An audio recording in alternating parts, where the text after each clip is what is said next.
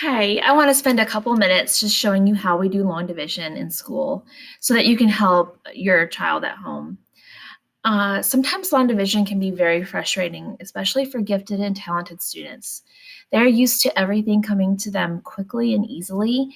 And when it doesn't automatically click in their heads, a lot of my students get very upset and angry with themselves. And they say, I'm never going to learn this. I don't get it. And we just keep drilling that they need to have a growth mindset. You will get it. You have to have a open mind and just keep practicing and you'll get it. So if you could help your child by practicing a few problems at home every night, they would really benefit from that.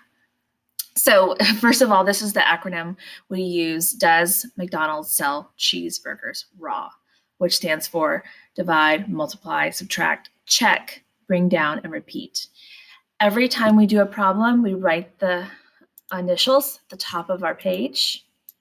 So you can see that when you do it, when your child starts doing it, they need to write that at the top.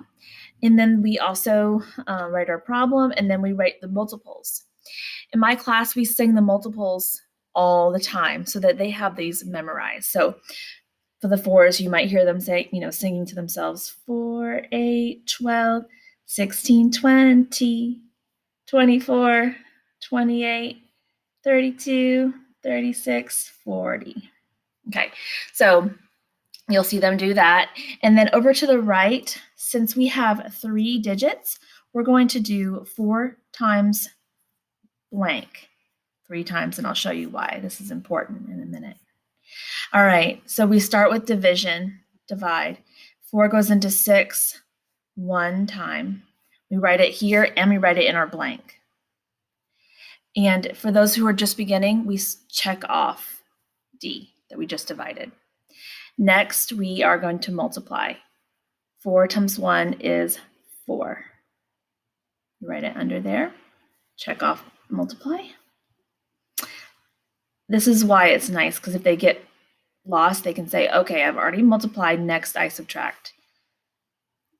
Draw your subtraction sign, draw the line underneath. 6 minus 4 is 2. Check that off. Next, we check. Is 2 smaller than 4? If it is, we know we're on the right track. Sometimes kids will put the wrong number, and this is a good way to help them check themselves. Bring down. I always tell them to draw an arrow down to the finish line, which is the subtraction line. Bring down. And now we're going to repeat. We go back and divide again.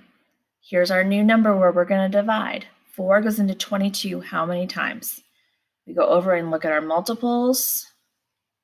We can go all the way down to 20, so they count 1, 2, 3, 4, 5. Eventually they won't need this, but this is just here for now. So we're going to write 5 here and a 5 here. Check off the division. Now we multiply.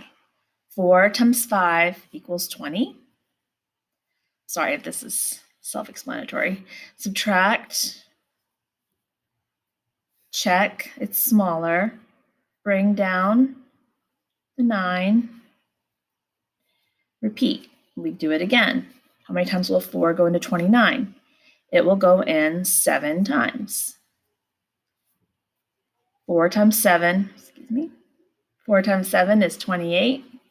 Subtract and we get 1. Check, it is smaller.